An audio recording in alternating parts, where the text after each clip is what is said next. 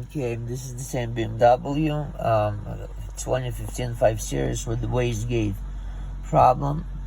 The conclusion here is this: the wastegate is making a rattling noise due to worn out pivot inside the turbo. So I can hear it, maybe you can hear it too. Check it out.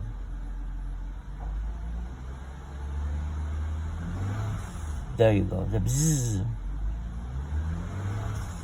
This, yeah, you can clearly hear rattling noise. Okay, so the fix here is to pull the turbo out,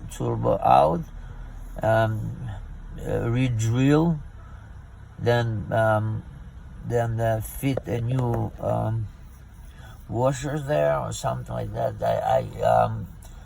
I've never done it. We always change the turbo once this kind of thing happens.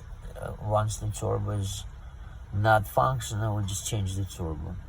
Okay, all right. So thank you.